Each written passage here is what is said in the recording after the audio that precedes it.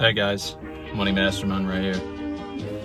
I want to talk to you about something that's been rolling in my mind, as well as something that somebody actually asked. They asked me to do something about resilience, and I've been known to be more of a resilient type of guy. I mean, there are times where I get a little angry, and I will admit it. But there are other times when I'm pretty resilient and I don't give a fuck about what people think. And I want to share with you a lesson that I learned about resilience. I know this is a channel about money and about finances, but I want to tell you, if you don't have that foundation, if you don't have that emotional intelligence, if you don't have that idea that you need to build habits, I could teach you all the money principles in the world. I could teach you everything about accounting, everything about investments, everything about this and that. If you don't have that foundation, you're lost. You may get the money, but you'll lose it immediately or shortly after. So, I want to teach you some things that I know, that I myself have experienced. And this is a lesson about failures. I've dealt with failures before. I mean, I remember when I was a kid, like 5th, 6th grade. This was like way back. I remember every single day I wouldn't even give a damn about school. I wouldn't even care. I was just like, I lost homework. I did this. I did that. I did homework. No, I didn't. I didn't do that. And it cost me dearly. I got C's, D's, F's, and at that time we had U's in our in school. I would always be afraid of showing my parents my report card, and it sucked, but I had to show them. They would always be disappointed. They would always put me on punishment sometimes. And I remember one year, it was back when I was 7th grade. I remember I gotten a rainbow report card. What I called the rainbow report card, it was actually A, B, C, D, F, and U. My parents weren't enthused about that. But I remember when I was in 8th grade, I actually didn't get any D's, didn't get any F's. I was so proud. And that was the year my mother passed away. Throughout that whole time, I was so excited to show my parents what I was doing. I was so excited because I was getting better, because they wanted me to do better. I was so excited to show them that I was getting better, that I learned from my failures, and I wanted to show my parents. And my mother passed away when I was 13. I was sad. I lost my best friend, and I lost my mother.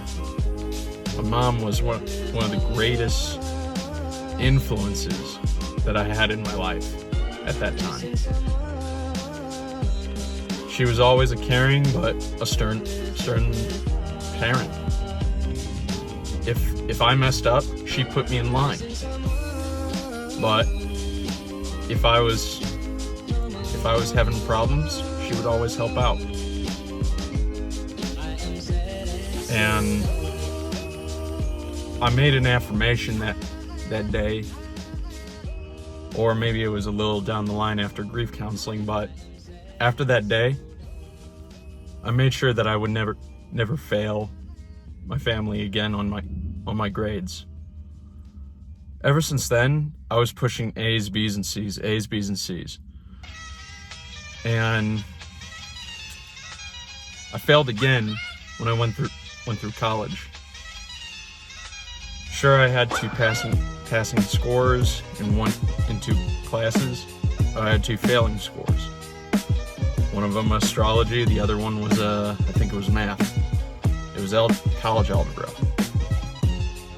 Because I didn't really care much about college algebra. And also the astrology, I didn't really understand what was going on. Most of the time I didn't even attend the classes. So I passed two finals, I failed two finals, and I thought, big whoop, whatever. I'll do better next time. There wasn't another next time for my time in Missouri. I was told to pay a debt of $4,000 to the school or get kicked out. Naturally, I decided to get kicked out. I decided to come home. And I remember coming home to Chicago, Illinois. I remember coming home to Des Plaines, Illinois. And the first thing my grandmother said was, get a job. Get a full-time job. And it was a full-time job at O'Hare Airport, but it sucked because there wasn't much up growth for it. There wasn't much growth in the company.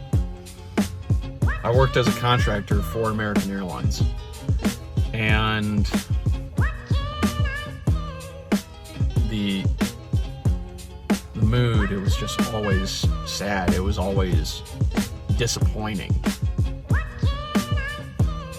And I remember my first time I failed in that business. I failed in that company. And then I moved up towards Terminal 5, which was our international terminal. And I remember I failed a few times there too. I had two understanding supervisors and one manager. There was two understanding supervisors that I loved. One was Radmila, and the other one was Syed. Syed was always the type of guy that would always help out when needed. And Radmila, she would always give. We were like her little children. We always called her Mama. If you're watching Radmila, hi Mama. But I remember during that time we had they passed the individual mandate on Obamacare, and I didn't have insurance. And I asked, what can I do to get insurance from the company? I remember Syed telling me, well, it's a lot, so it's gonna have to come out of your paycheck. And I'm like, no thanks. After I studied a little more about Obamacare, I learned how it negatively affected me. And I'm like, all right, I need to get my life together. I really need to join the military. So I joined the military back in February 2016, and I remember my third night. Vividly. It was I was fucking around in the flight, and a training instructor actually saw me fucking around. So he came over and he said, look, you need to stop fucking around. Freaking get your shit together. Freaking I don't remember what he fully said, but he was essentially saying, get your shit together. I never had somebody sternly talk to me like that. And it was, I remember that night I was pretty much tearing up at the pillow. I was tearing up in my bed, wondering why the fuck did I join the military for? And then I remembered healthcare, college, serving my country, the pay, the benefits. That's what all sold me on the military. So I decided to stay and make it work. If I fucked up, I fucked up, but I will take it and move on. And now here I am, almost 4 years later, world's greatest Air Force freaking Staff Sergeant Select. Will most likely be a Staff Sergeant by April or May. Here's the thing, people. I don't care where you've been, what you've been down through. I don't care if you lost family. I understand if you lost family. I really do, because coming from my experience, I understand that. But I'm gonna be stern here. I don't care if you lost family. I don't care if you got a bad grade in college. I don't care if you didn't get the job that you wanted. I don't care if you didn't get the car you wanted. I don't care if you fucking broke your ankle. I don't care if you fucking failed a PT test. I don't care if you failed a test. I don't care if you fucking didn't get that promotion or didn't get a business fucking started. Or I don't care if you fucking were too lazy to go to the gym or not. I don't care. I really don't care. What I do care about is what the fuck you do about it. And that's the thing about resiliency. That's the thing about dealing with failure. You gotta figure out what lessons you can learn from that failure. It sucks. I know it. It sucks. Dealing with the fucking problem and dealing with the fucking situation. Yeah, you'll fail. Yeah, you'll fuck up at something. Yeah, you'll majorly fuck up at something. I know I fucked up at something before. But you don't get better from not fucking up at something. It's like Martin Luther King said. You start with baby steps. I remember his blueprint, life has a blueprint speech. And he said, if you can't run, learn to walk. If you can't walk, learn to crawl. If you can't crawl, learn how to drag yourself. I don't know if that final part was part of his speech, but here's the thing. But whatever you do, keep moving forward. If you can't run, walk. If you can't walk, crawl. But all the time, you need to keep moving. Yeah, you'll fuck up. Let me tell you this. Does a baby give up when he fucking Does a baby give up when he can't walk? No. He may be crawling, but he gets up. He tries to walk. He may fall and resort back to crawling, but he keeps trying to get up and walk.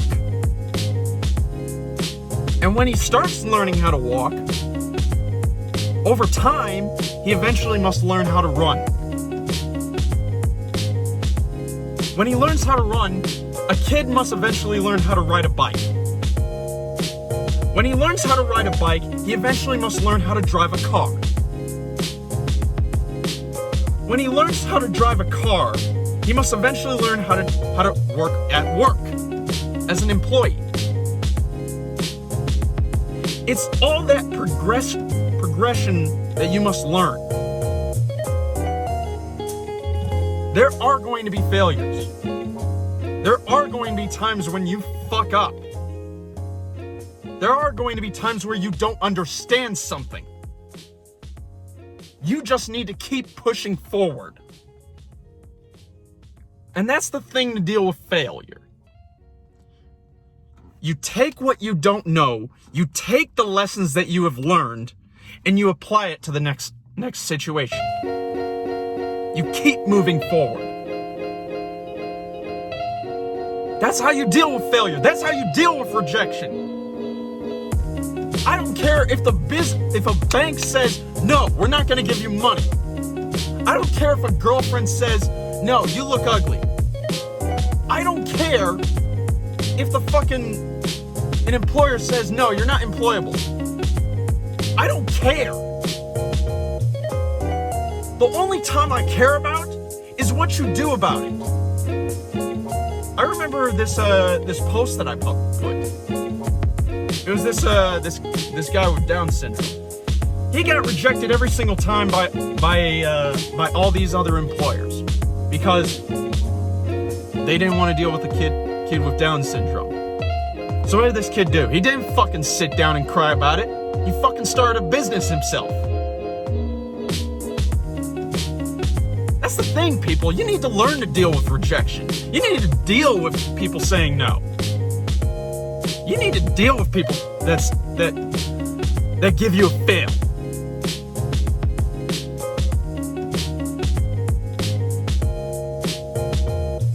Find the lessons, learn from the lessons, overcome the problems, overcome the situation, internalize the information that you learned, and apply it to the next situation. That's how you deal with failure. That's how you deal with rejection.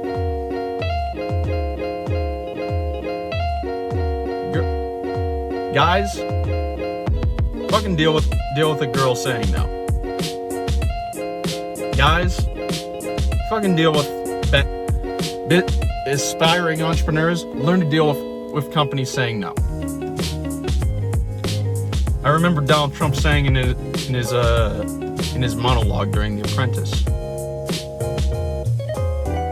rejection is a key part of business. You take your lumps and you move on. If they don't want it, move on. If they want it, keep pressing. But if they don't want it, move on. Take the failure, take the lumps, take the injuries that you got, lick your wounds, move on to the next situation.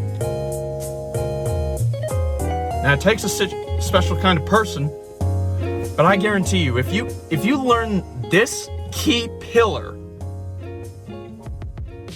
of mindset, the rich mindset, if you take this key pillar and implant it in your mindset, I guarantee